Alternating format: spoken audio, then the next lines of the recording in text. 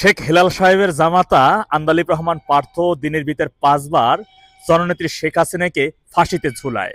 শেখ সেলিম সাহেবের পুত্রা ববি হাজ্জাজ দিনের ভিতর 10 বার শেখ হাসিনাকে ফাঁসিতে ঝুলায়।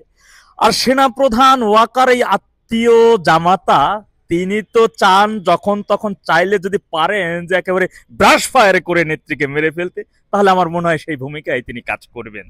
এখন কথা হচ্ছে গত 15.5 বছর আওয়ামী লীগ ক্ষমতা থাকাকালীন এই ববি হাজ্জাজ, এই আন্দালিব রহমান পার্থ, এই আওয়ামী লীগের আশীর্বাদে তথা আওয়ামী লীগ বা শেখ পরিবারের আত্মীয়দের আশীর্বাদে শত শত কোটি টাকার প্রজেক্টের কাজ যে করেছেন সেই তথ্য কি আমরা জানি না?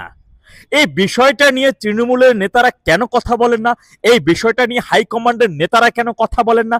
আগামীতে এখন তো তৃণমূলের কর্মীদেরকে একটা প্রশ্ন, যে যারা আমার নেত্রীকে হত্যা করতে চায়, যারা আমাদের নেত্রীকে ফাঁসিতে ঝুলাতে চায়, তারা কি এই আত্মীয়তার দোহাই দিয়ে এই যে বঙ্গবন্ধুর আত্মীয়, বঙ্গবন্ধুর ভাগিনা, বঙ্গবন্ধুর ভাতসপুত্র, এই পরিচয়ের আত্মীয়রা তাদেরকে এত টাকার প্রজেক্টের কাজ দিবে, আবার প্রশ্রয় দিবে? আগামীতে দল যদি ঘুরে আসে, আওয়ামী লীগ অবশ্যই আজ না হোক কাল ঘুরে আসবে, তাহলে আন্দালিব রহমান পার্থরা কি আবার আওয়ামী লীগের প্রেসিডিয়াম সদস্য হয়ে যাবে?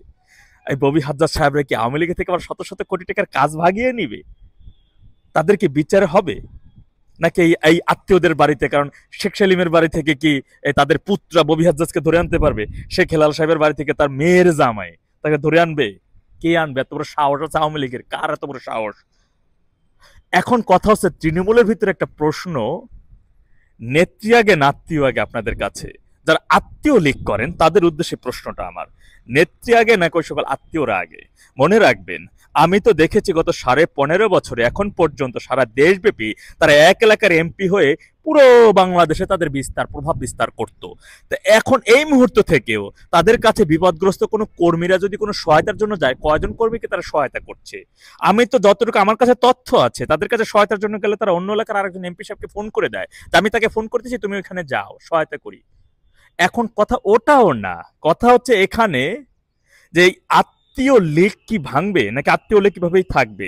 এই আত্মীয়দের যে প্রভাব বিস্তার প্রতিপত্তি কি পরিমাণ ছিল, কতটা ভয়ঙ্কর পরিণতি ছিল আমি জানি। আমি আমি অনেক কিছু সাক্ষী, অনেক কিছু আমি জানি, আমার প্রমাণ আছে, আমার কাছে তথ্যগুলো আসে, এখন পর্যন্ত আসতে থাকে।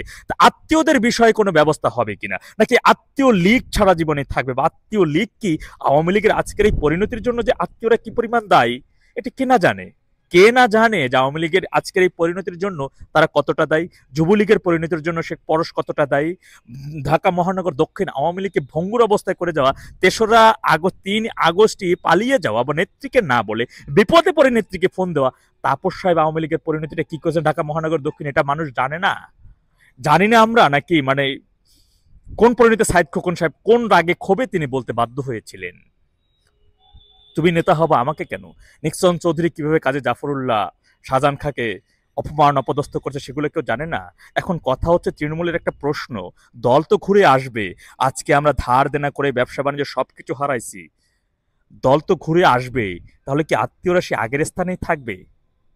আবার তারা এমন লোকদের সাথে আত্মীয় করবে যারা স্বাধীনতা বিরোধী অপরাধের সাথে জড়িত, যারা নেত্রীকে ফাঁসিতে ঝুলিয়ে দিতে চায়, যারা নেত্রীকে ধ্বংস করে, তাদের কাছে তাদের মেয়ে জামাই নিয়ে নিজেদের সেফ নিরাপদ রাখে। হ্যাঁ, আবার বঙ্গবন্ধুর আত্মীয় এই পরিচয় দিয়ে খুব আখের গুছিয়ে নিচ্ছে। বাহ! আত্মীয়দের বিচার করতে হবে, আত্মীয়দের অবশ্যই বিচারের কাঠগড়ায় দাঁড় করাতে হবে। কারাই আত্মীয়, কিসের আত্মীয়, কোন ধরনের আত্মীয়? আত্মীয় লীগ ভাঙতে হবে আওয়ামী লীগকে বাঁচাতে হলে।